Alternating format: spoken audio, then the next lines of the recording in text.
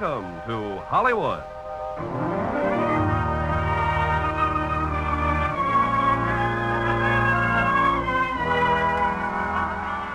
The Armed Forces Radio and Television Service brings you the Hollywood Radio Theater, starring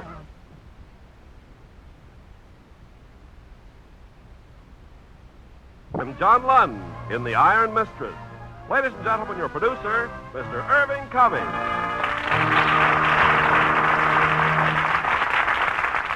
Greetings from Hollywood, ladies and gentlemen. Tonight's play, The Iron Mistress, tells not only of the exciting adventures in the life of James Bowie, one of our most famous frontiersmen, but also of his romantic attachment for a beautiful but unscrupulous woman. And as our stars of this action-packed Warner Brothers picture, we have Virginia Mayo in her original role and John Lund. Now, Act One of The Iron Mistress, starring Virginia Mayo as Julia Lund and John Lund as Jim Bowie. The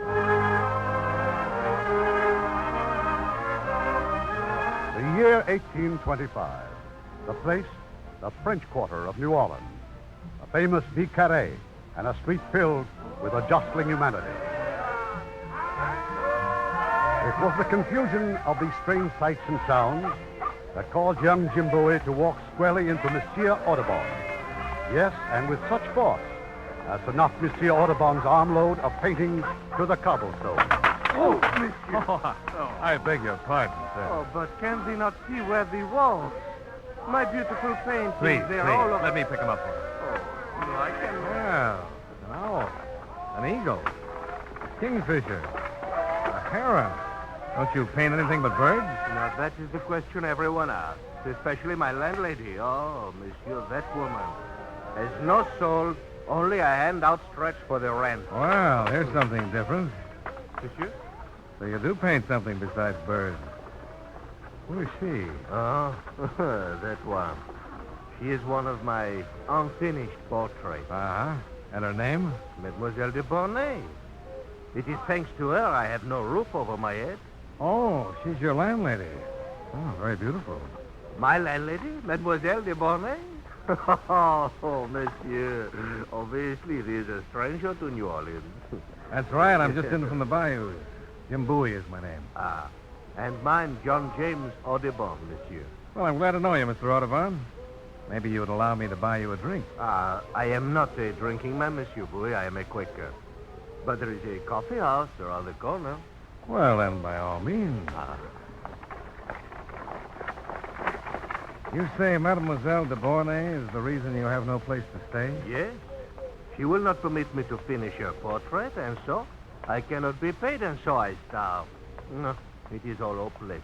Seems to me you give up mighty easy, Mr. Audubon. A better artist than a businessman, I suppose, huh? And thee are a good businessman, monsieur? Well, I hope to be. My brothers and I own some land in a sawmill up at Bayou Sara. I'm in New Orleans to sell lumber. But tell me more about Mademoiselle de Bornay. Oh, that Judelon de Bornay. She is so proud and so spoiled. And so beautiful. But she is a de Bornay, and they care only for their pleasures. Now, her brother Narcisse, he cares for nothing but drinking and gambling at Saint-Sylvain. Saint-Sylvain? Where is that? It matters not. It is for the rich. For us of smaller purse, here is the coffee house. After you, monsieur? No, wait. I got a better idea. Let's go to my hotel. We'll have dinner sent up to my room.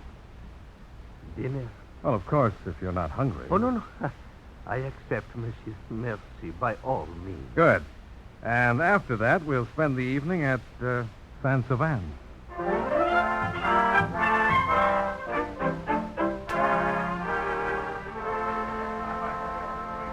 Bet, Boucher. Place your bets, gentlemen. Oh, believe me, Monsieur Bowie, this is no place for us. We are not welcome here. Why not? For one thing, your clothes. Why, my mother cut and sewed this outfit special for my trip to New Orleans. Well, the Quaker paint dauber. Now, that is Narcisse de Bornay. The girl's brother? Yes, and drunk again. The Quaker paint dauber who considers birds more important than my sister. Oh, please, monsieur, I apologize most abjectly. It was a misunderstanding. Misunderstanding that you keep her waiting 3 weeks before the second sitting of the portrait? But I was up in the bayou looking for herons, and there were... Herons? While my sister waits? He apologized. You might have the courtesy to hear him out. And who are you to speak to me of courtesy? Some clodhopper from upriver? It's no affair of yours. Anything affecting Mr. Audubon is my affair. Oh, I see. Your name, sir? Jim Bowie? Very well, Mr. Bowie. My friend shall call upon you. Monsieur? Oh, we must leave town at once. Why? What's happened? Well, thou hast been challenged to a duel. You mean because of a few words with a drunk? Yes, it is the code. We must leave town. I'm here to sell my timber, and I'm staying till I do it. Yes? I am Philippe Cabanal, and this gentleman, Henri Contrecoeur. Your servant. Monsieur de Bornay has empowered us to arrange terms of the duel according to your satisfaction. My satisfaction. Since you are the challenged party, yes. Will you please name your seconds and inform us of the time and place and choice of weapons? Tell Monsieur de Bornay I shall give him my reply as soon as possible.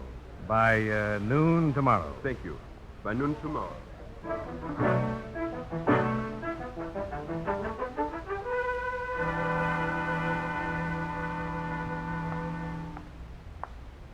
Good morning, Judelon. Narcisse, I thought you were still asleep. My dear sister, I may come home late, but I never sleep till the noon hour. Also, today I'm expecting some callers. The second for Monsieur Bowie. Then you've heard. Naturally. Philip Cavanaugh brought you home last night. He told me. That there was to be a duel or that he loved you? Both. They seem to go together with such monotonous regularity. Will you please tell Mr. de Bornay that James Bowie is calling? Narcisse, he's here. Monsieur Bowie? Oh, good morning, sir. I was expecting to see your second. Well, I'm not used to dealing through others on personal matters. Then if you will state the time and the weapons. The time when next it snows in New Orleans and the weapon snowballs. How delightful. Narcisse, present Monsieur Bowie to me. Very well, my dear. Monsieur James Bowie, my sister, Mademoiselle Judelon Daphne Seraphine de Bornay. A great, great pleasure, mademoiselle. Thank you. And let us hope that our New Orleans winters stay warm and balmy. As you can see, Monsieur Bowie, my sister takes my affairs lightly, perhaps because, being a brother, I cannot be a suitor. I hope, Monsieur Bowie, that you speak of your own sisters with more gallantry. I have no sisters. Oh? Then brothers? Two. And your parents? Well, my father is dead. My mother lives with us at Bayou Sarah. Us. Monsieur, please end my sister's suspense. Are you or are you not married? Oh, no, I'm not. Really? Monsieur Bowie, we hold a ball at this house next Thursday a week. Will you not come as our guest?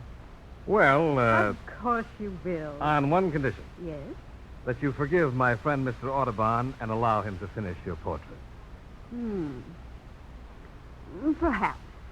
Perhaps. She means yes, monsieur. Now I'm off to my tailor's, and I think you'd better meet him, too. Well, for what reason? Well, you accepted Judelon's invitation to the ball, didn't you? Well, yes, but what is... Well, surely you don't intend to dance with my sister in this suit. Well, I'll have to. I came to New Orleans with only $164 in my pocket. So... A gentleman does not pay his tailor, my friend. No, we shall outfit you from head to toe. Monsieur Coquelin will put it on my bill. Oh, don't but I forget, my sister admires handsome men in handsome clothes. You know, all of a sudden I'm convinced.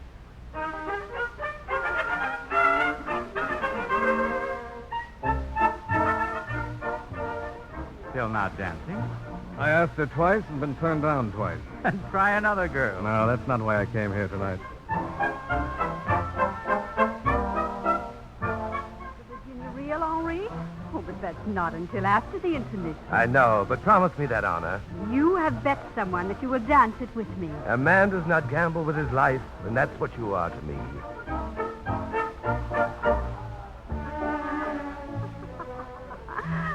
Please, Philly, don't look so sad. Then give me the Virginia Reel. I'll think about it, Philip.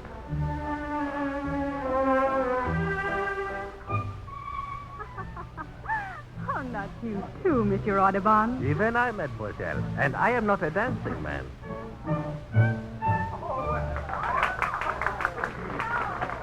Ladies and gentlemen, the Virginia Reel. Judela, you must No. It must be with No, with me. No, none of you. Now, excuse me.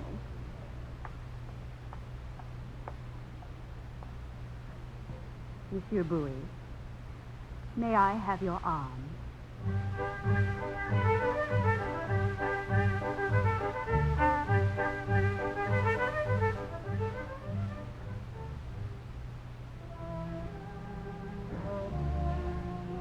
We scandalized them completely.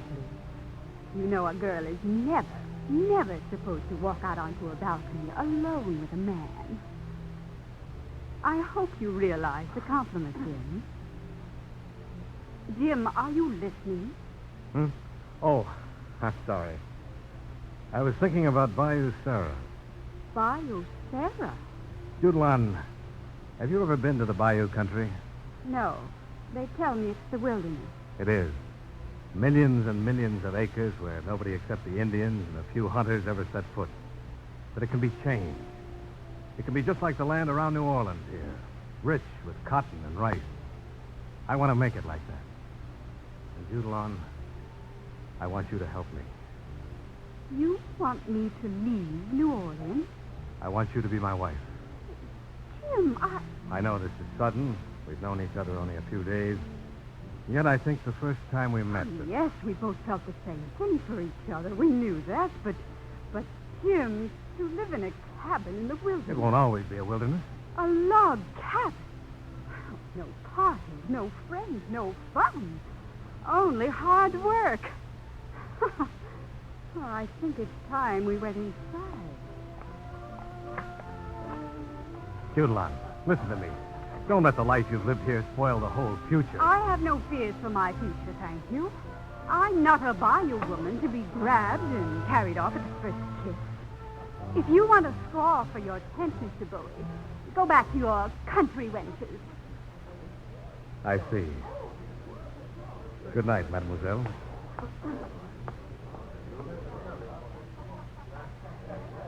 Judela, Oh, Henri. what did he do? Monsieur Bowie?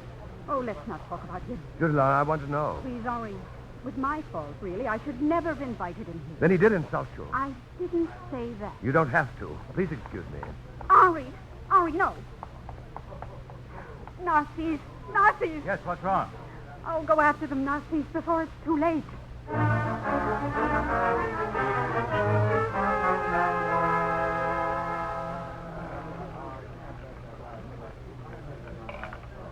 Red it is again, Monsieur Bowie. An amazing run of luck. How much have I got? Nearly 50,000, Monsieur. Jim! Well, the party over so early, Narcisse? Jim, Judelon told me what happened. You've got to leave here right now. When I'm winning? Oh, no. Your sister wants to marry a rich New Orleans gentleman, and I intend to be one before the night is over. Place your bets, gentlemen. On the red, please. How much, Monsieur? Everything. The play begins. You do well, Monsieur Bouet. Henri. But a pig with money is still a pig. Henri, stop it. Black, Monsieur. The house, please. And now the pig is penniless. Were you speaking to me? Jim, Henri, listen to me. Stay out of my quarrels, Narcisse. No. I have just made it mine. Saint-Sylvain. You wish me? Yes, Monsieur de Bonnet and I require the use of your garden and 2 rapiers.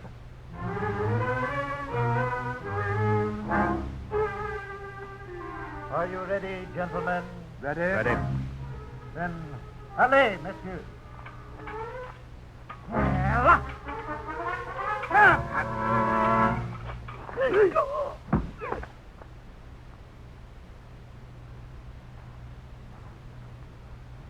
Monsieur Saint-Sylvain,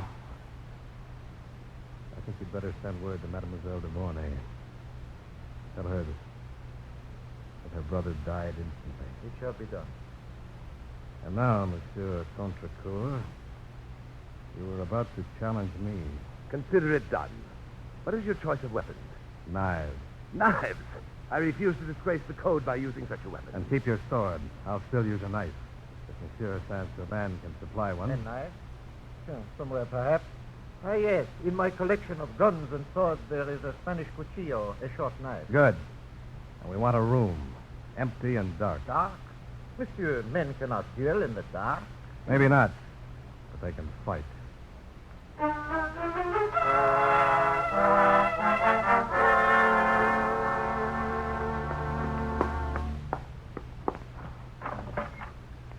The attic, monsieur, completely empty and dark as Satan's heart.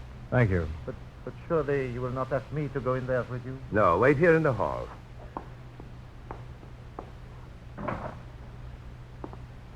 Choose your corner.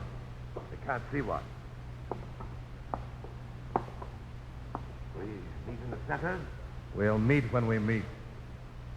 You ready? Ready.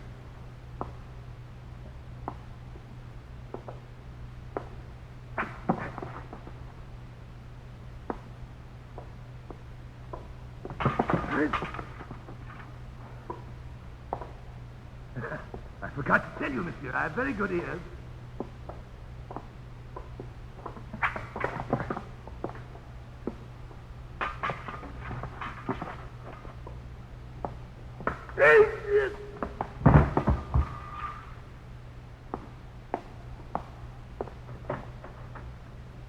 Jim. Goodlon, I'm sorry about your brother. I guess you blame me. No. Only myself. Well, good night and goodbye. Jim, you can't leave me now. I must. I still believe in that wilderness that you despise. I'm going to make something of that land. I'm going to make something of myself. And then I'm coming back for you. Wish me luck, Goodlon. I wish us both luck, Jim. We may need it.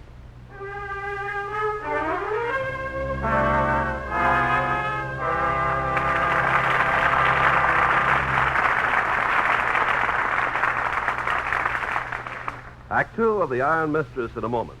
Make a friend and you make an ally. There's a thought for you to keep in mind, as many another American has. Take the famous all-Negro basketball team, the Harlem Globetrotters. As unofficial ambassadors, in 1 year they played ball before more than 1 million people on 4 continents. In Rio de Janeiro, they entertained crowds of from 30,000 to 50,000. During one summer, they toured Europe and Africa, chalking up another 600,000 fans. In 1952, they celebrated their 25th anniversary as a team by circling the globe. Yes, sir, the team organized by Abe Saperstein really gets around. And their exhibitions have been more than just a demonstration of American basketball. They've been a lot more. The team is a living example of American fair play and sportsmanship, in and out of uniform. Abe Saperstein now carries a letter which reads in part, "The Harlem Globetrotters have proved themselves ambassadors of goodwill. On any future tours, please call on us for any help we can give." And the letter is signed by the United States State Department. In being ambassadors of fair play, the Harlem Globetrotters prove that by helping others, you help your country. Now our producer, Mr. Cummings. Act 2 of The Iron Mistress, starring Virginia Mayo as Judelan and John Lund as Jim Bowie.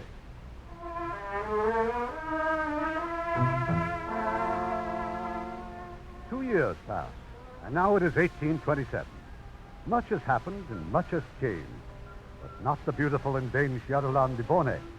In the music room of her home, she sits for still another portrait by the painter John James Audubon. Monsieur Audubon, the other day you asked about Mr. Bowie. Oh? At last is there coming? Indirectly. Perhaps you remember Philip Cabanal. Of course, the friend of my poor brother. Monsieur Cabanal is on a business trip to Natchez. I have his letter here. It seems that Mr. Bowie has bought thousands of acres of bottomland around Bayou Sarah, cleared them and planted them to cotton.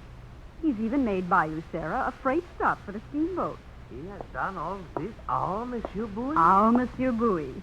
This is the newspaper clipping that Monsieur Cabanal sent me. Oh. James Bowie promises to ship 15,000 bales this year. Newcomer declares Bayou Sarah soon to rival Natchez as cotton.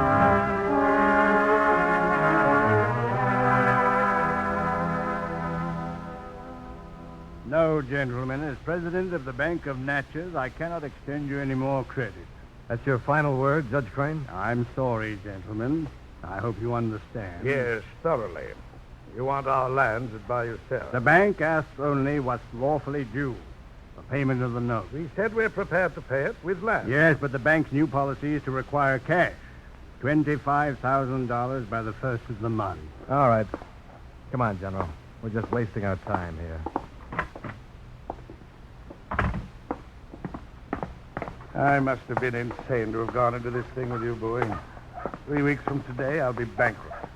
Better to have lost it at the gambling table.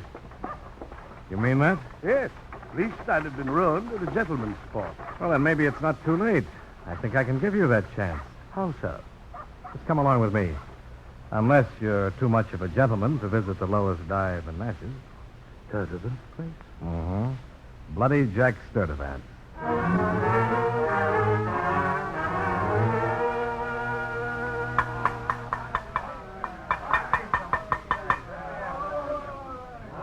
Drink for Mr. Bowie and the General, Harry, the best in the house. And now, gentlemen, Is Steel Duke here? got him right out back. Who on earth is Steel Duke? A racehorse. Just in from Nashville. Beats some mighty fine steak horses up there. Can you show him to the General? Right now. Just follow me. Jim, what's a racehorse got to do with us? I'm buying him for $700. You? This way, gentlemen. Now I know you're crazy. Our back's into the wall, and you buy a racehorse. Mm-hmm. The horse that's going to beat Carey Isle. Judge Crane's horse? Carey Isle's the fastest horse in Natchez. And Steel Duke is the fastest horse west of Kentucky. Take a good look at him, General. He has fine points. Yes, sir, mighty fine points. But there has to be something wrong, or Sturdivant here wouldn't be selling. You ought to be able to figure that out, General. The rules of the Duncan Cup say that horses got to be entered by gentlemen. And the high and mighty around here claim I don't qualify to that. My loss, your gain. General, the running of the Duncan Cup is 2 weeks off. Just in time for us. Judge Crane and his friends are so sure of Carey Isle, they'll give us odds of 5-1. All we put up is $5,000 to win $25,000. Only $5,000. You know that's every penny of ready cash that you and I have. Well, General, Well, you said you'd rather be ruined at a gentleman's sport. Mr. Sturdivant, write out a bill of sale.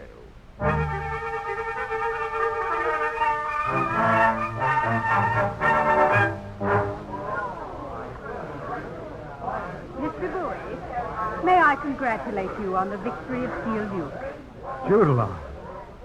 Oh, how wonderful to see you. I wish we'd known your horse was so fast. My husband bet heavily on Carey Isle. Your husband? Yes. I was going to write to you, Jim. I married Philip Kavanaugh. Well, I suppose you couldn't wait for me forever. Jim, will you come over here? Just a minute, General. Jim, I want you to understand. Philip was my mother's choice. We do things like that in New Orleans. Besides, well, I thought I wanted a man like Philip. Whose name could match yours? The social position? Yes. But I know now I was wrong. You mean you don't love him? No. Then I'm sorry for both of you. I crave your pardon, ma'am, but Judge Crane and I must speak to Mr. Bowie. Yes, at once. Oh. Well, we'll see each other later, Jim. All right. Well, gentlemen? Mr. Bowie, before my friends and I pay off our wages on this race, we want proof that you really own Steel Duke. I've got the papers right here, sir. There you are, Judge. I told you. Just a minute. This states that Jack Sturdivant won the horse in a card game from one Joseph Levington of Nashville, but I don't know Mr. Levington. Can you swear that this is his signature? Are you insinuating I forged it? No, not you, sir. But we all know the reputation of Sturdivant. Jim, I've already talked with the race officials. They're willing to give us time to find Mr. Levington and verify his signature. And if we can't? Steel Duke will be disqualified if my horse declared the winner. Good day, gentlemen. Jim, we're in for it. I'm not worried. Well, you'd better be. Crane and his crowd are bad losers. They won't stop at anything to avoid paying up. I'm well able to take care of myself, General. And now, I'm off to Nashville.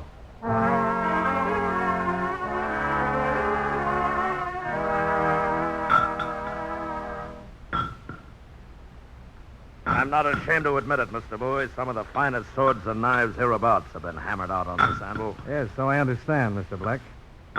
Maybe you could make me a knife the exact shape and size of this model here.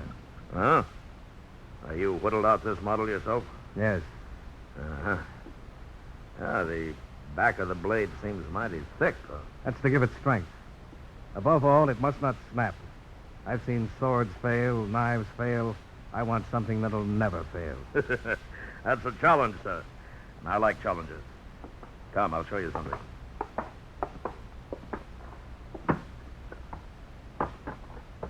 Here. You ever see anything like this before? I know. Is that a rock? I saw a fireball once. It crossed the sky bright as the sun. Then there was a roar like 100 cannon. The death of a shooting star. And this is a fragment I found. Steel. Pure steel from another world. Tougher and harder than anything on this earth. And someday, sir, the forge and anvil of James Black are going to match it. Then let it be in my knife. I'll be back from Nashville in 4 days. 4 days? Sir, you're not asking for a knife. You're asking for a miracle. Well, is that too much? When my life may depend on it? And then 4 days, Mr. Bowie. Sam, clean out the furnace. Don't leave a cinder big enough to make your eye water. We're going to make some steel.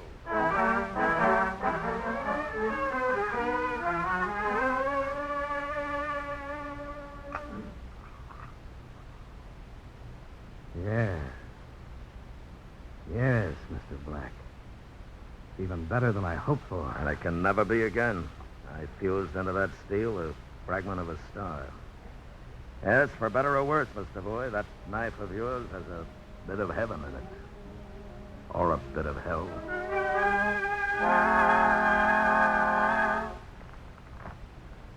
$14,700, $800, $900, $15,000. Jim, that visit of yours to Nashville is sure paying off handsomely. What about the $10,000 from Judge Crane? He's promised to have it here in my office by noon. I'm here exactly on time, gentlemen. Well, very glad to see you, Judge. I'm sure you are. Jim, would you write out a receipt for the judge? I see he has the money in his hand. That's $10,000, isn't it? 10,000, which you won't have long to enjoy, General. Judge Crane. So you want blood for your money, eh? Very well.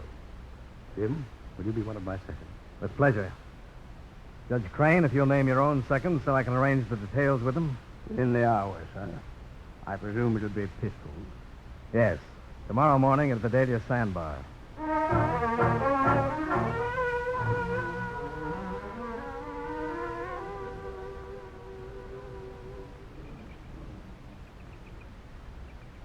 Judge Crane, are you ready? Ready. General Kearney, are you ready? Ready. I don't like the looks of this, General. Crane's brought half of his friends along as witnesses. Well, we've got a few on our side, too, my boy. The seconds, please stand away. 1, 2, 3.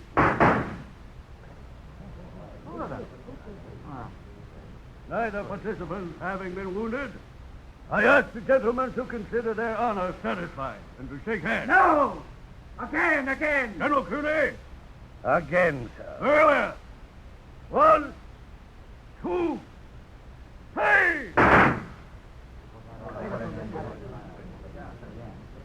Gentlemen, not even the most strict interpretation of the code requires you fire a third shot.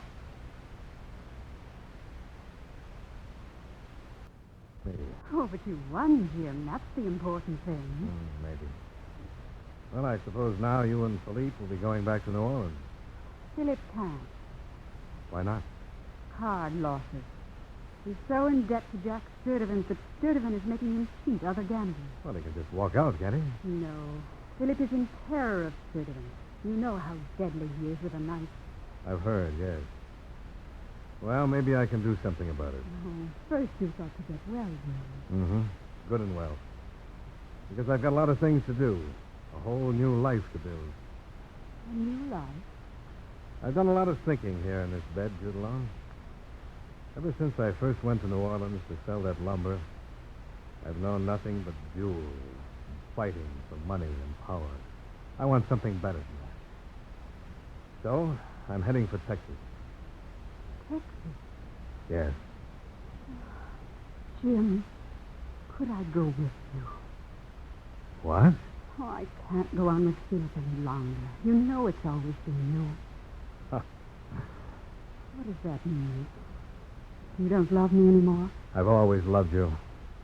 You're the reason for everything I've done since the day I met you. Then take me with you. You're married. You're Philippe's wife. That's why I'm going to Texas. Jim, you'll never be able to get away from me. Not in Texas. Not anywhere.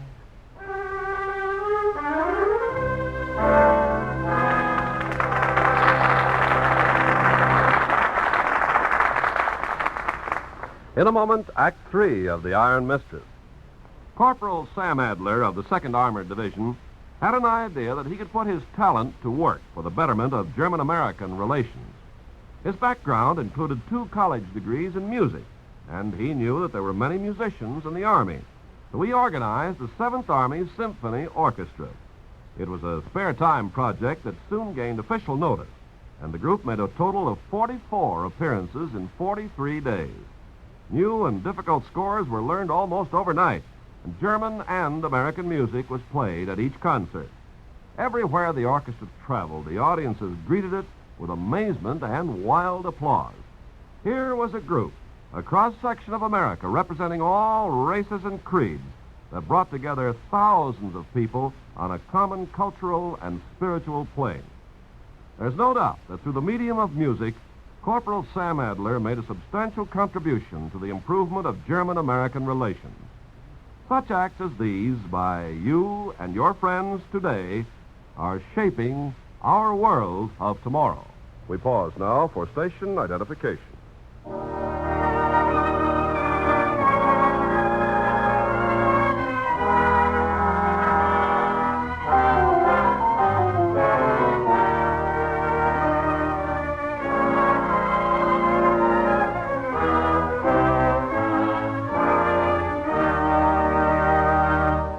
Curtain rises on Act 3 of The Iron Mistress, starring Virginia Mayo as Shooter-on and John Lund as Jim Bowie.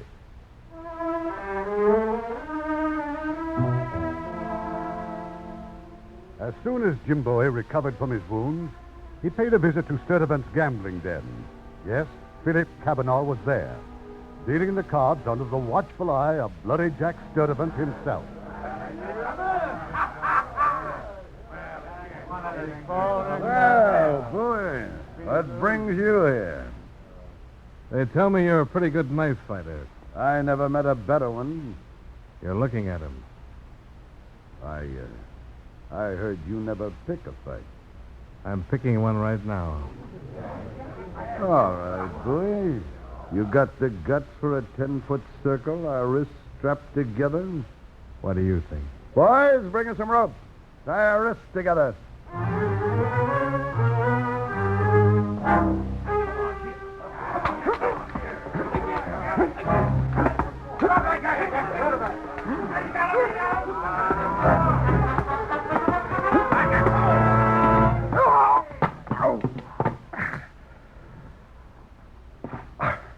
All right, boy. Get it over with. It is over. You won't be dealing any more cards with that hand, or needing the services of Mr. Cavanaugh. Cut us loose. Out, get out. Both of you. Come on, Cavanaugh. I'm not through yet, boy. The next time we meet, you're going to be dead. You mean if we meet? I'm leaving for Texas in the morning.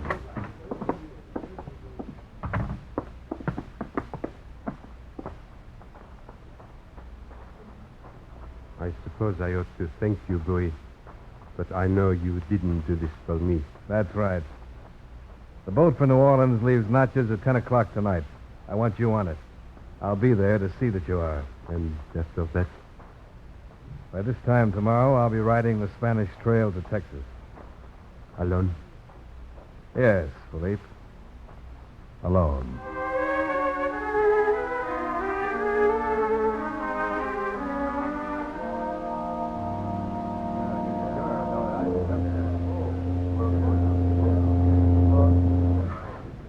Oh, steward. Yes, sir. Maybe you know if a Mr. Philippe Cabanal came aboard? Cabanal? Oh, yes. Yes, sir. Just took the baggage to their stateroom. Their stateroom. Yes, sir. I'm going back with Philip. When did you decide that? Jim, you have so much courage. I have none. Neither has Philip. Perhaps that's why we belong together. I'm afraid to let go of the only life I've known. I see. Oh, don't hate me, Jim. I could never do that. Then goodbye. And good luck in things. Yes. Goodbye, Judelon.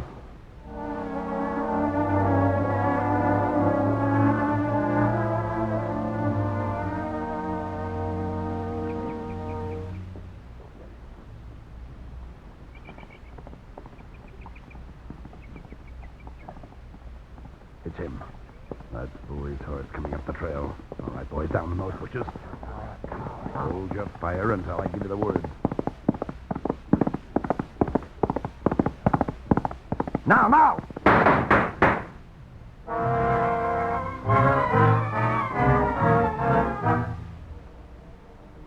Judelon. Judelon. Jim, you have so much courage. I have none. I'm afraid to let go of the only life I've known. Don't hate me, Jim. Don't hate me. Could never do that. Never. Never. Never. Never. Never do what, son? Huh? Who are you? Where am I? Where? Well, there's a couple of ways of answering that.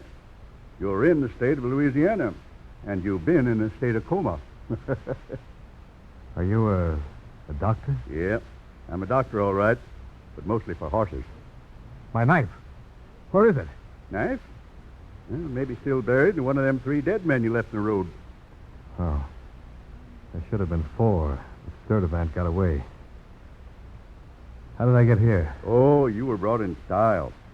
Come in a big fancy coach and 4 with servants riding up top on the box and a beautiful lady inside holding your head in her lap. Said she found you sprawled out in the road. Well, who was she?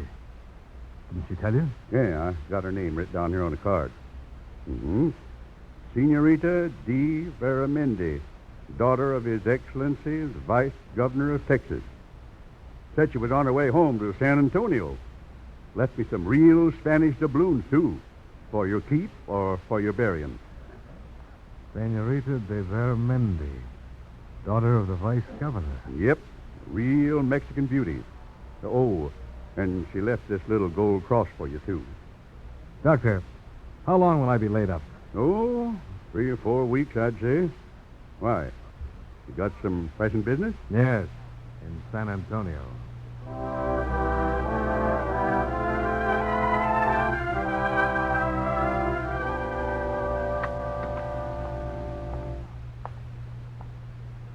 Senor Boy? Yes, Your Excellency. I don't speak Spanish. I speak English. I am informed you wish to see my daughter. Yes, I want to thank her for saving my life and to return the money she left with my doctor. Ah, then you are the Americano, the wounded gladiator with the face of a noble Roman. Father. Forgive me, querida. I did not mean to embarrass you, but that is the way you described him. May I present Senor Bowie, my daughter, Senorita Ursula de Veramendi. Your servant, Senorita. I apologize for presenting myself to you with the dust of the road still on my clothes, but I've been so anxious to thank you and to repay Oh, the... please, senor. I'm amply repaid to see you here, alive and well. If you wish, senor, you may give my daughter's money to the church, to the Madonna de San Antonio de Car. I shall do so, Your Excellency. Meanwhile, I shall have the servants show you to your room.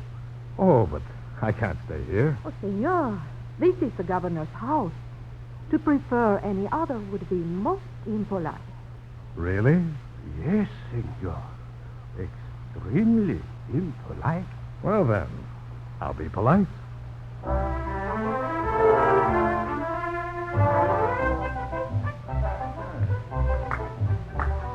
Then you enjoy our fandango, senor. Oh, very much. I only wish I could dance it better. Oh, but you are learning most rapidly. Can you say the same about my guitar playing? no. I think I must give you many more lessons. You know, that's just what I was hoping.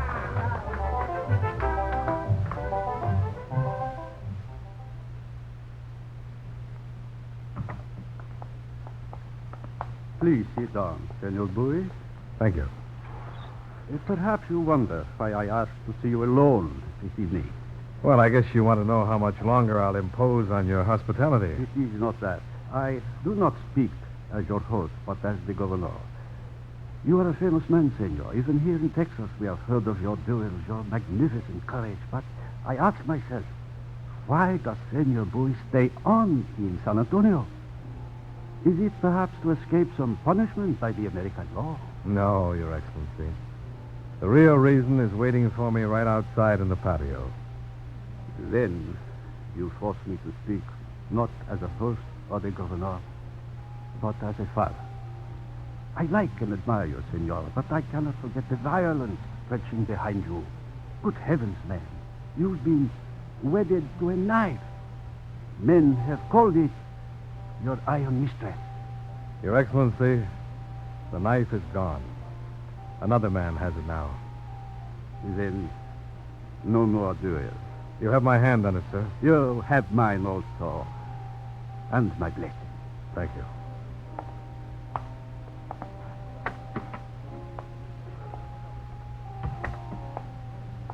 Ursula. You have spoken with my father? Yes, I'll be leaving in the morning. Oh. But only to settle my affairs back in Natchez. Ursula, will you be my wife? Are you truly sure you want to marry me? Well, what makes you doubt it? For that day when I found you so cruelly wounded, I heard you speak a name. I did not know if it was a man's name or a woman's name. Now I know it was a woman's. She is still in your heart. No, Ursula. I don't think so. I hope you will still be able to say that when you are back in Natchez.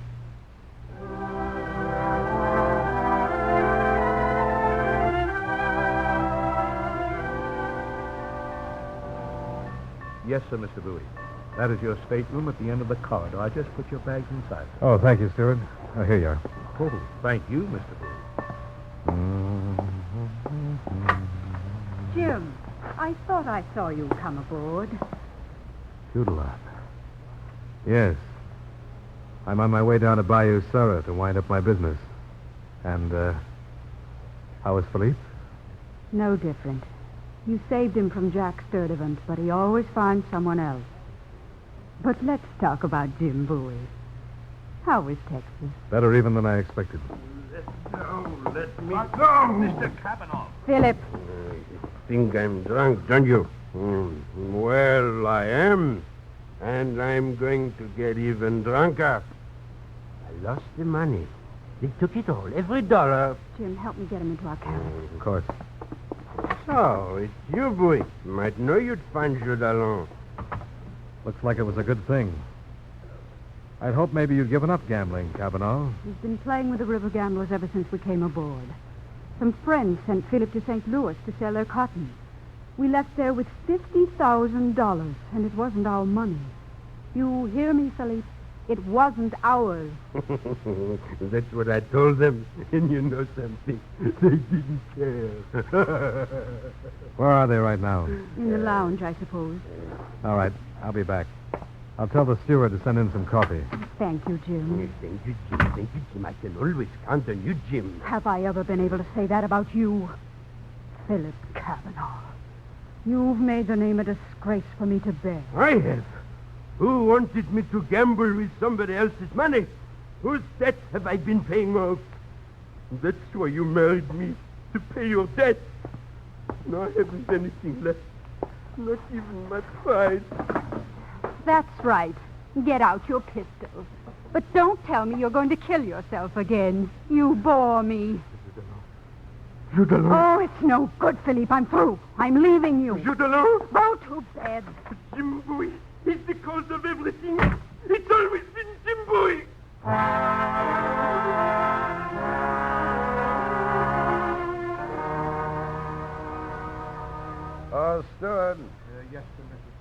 I understand Jim Bowie is aboard. Which is his cabin? The next one on your right. Oh, thanks. He's not in, Mr. Sturtevant. I just saw him in the lounge. That's all right. I'll just step inside and wait for him. But don't you tell him. We're old friends, you see, and I want to sort of surprise him. Well, I reckon so. Of course it is.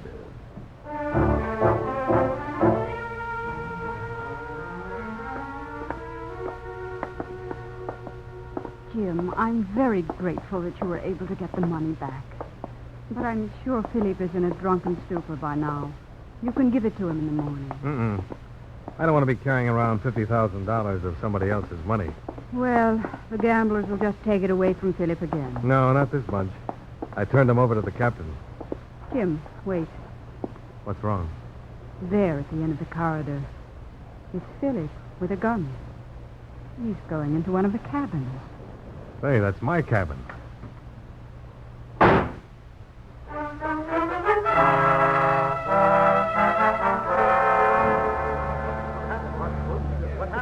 Yes, they're both dead, all right. I ought to have known Mr. Sturtevant was up to something. He was just waiting here with that knife to kill you, Mr. Bowie. Instead, he gets poor Mr. Cavanaugh. Yes. I'd better find the captain. Let me through, please. Jim. I'm terribly sorry, Judelon. I figured that Sturtevant still had my knife, but I never expected to see it buried in Philippe. Jim, the boat's coming in at Kingston. We can get off there. We? Sounds strange, doesn't it? We. It's the way it should always have been. Philippe just died, and you can walk off? Yes, I'm free at last, Jim. It's just the two of us now. We can go anywhere, do all the things I wanted to do, and... Judelon, listen to me. I thought I came back here to sell out. But in the back of my head, it was hoping to find you. You've been the reason behind everything. Philippe was willing to kill for you, to die for you, like all the others. Jim. Yes, your own brother Narcisse, Contrecoeur, General Cuny, Judge Crane, even Sturtevant and his men. One way or another, they died because I was in love with you. But now, there has to be an end. But, Jim, if you love me... No, Judelon. No longer. No woman is worth the lives of 8 men.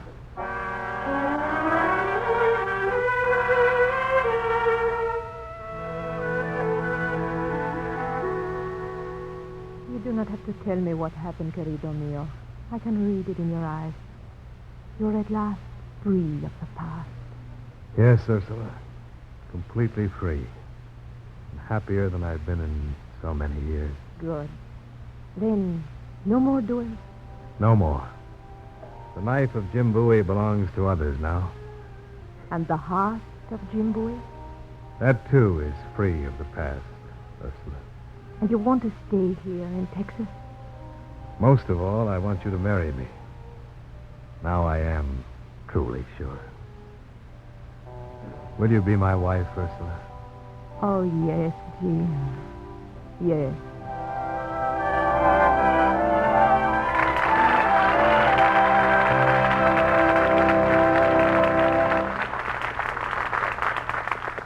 In a moment, our stars will return. Our servicemen in Europe have a wonderful opportunity to observe new customs and traditions, and they're finding out that these ideas of other people aren't so strange after all. For instance, in almost every country, France, Germany, Switzerland, Sweden, Austria, they have traditional dances for welcoming spring. Bright costumes are worn, and the village dancers parade through the streets to a central point where spring is officially made welcome and winter is buried in the past. Well, all this might sound strange, but as our servicemen have observed, it's nothing more than a European version of our own Easter parade. The bright costumes and the new bonnets are seen from New York's Fifth Avenue to San Francisco's Market Street. Hundreds of schools and colleges hold their annual spring festivals of music and dancing. And in many New England communities, the maypole is still circled as a welcome to spring. This community of interests among various countries is an important part of mutual understanding. True enough, the way of doing things may be different, but the ideals are the same. These customs and traditions are important to the people who follow them, and our servicemen are helping to maintain goodwill by observing the customs of other people in other lands. Now, here's Mr. Cummings with our stars. And they're coming forward for a bow. Virginia Mayo and John Loudon.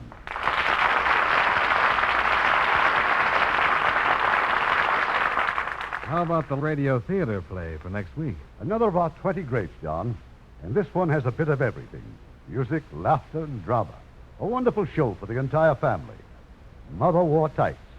And with one of the most delightful teams we've ever presented on this stage. Dan Daly and Mitzi Gaynor singing the song hits from this nostalgic 20th Century Fox picture. That is a favorite, Irving. Good night. Good night. Heard in our cast tonight were Jean Bates as Ursula, Shep Menken as Philippe, Whitfield Connor as Narcisse, Jane Novello as Crane, Ted DeCorsia as Jack, Alan Reed as General Cuney, Herb Butterfield as Don Juan, and William Conrad, Lawrence Dobkin, Edgar Barrier, Ralph Moody, Carlton Young, and Eddie Marr.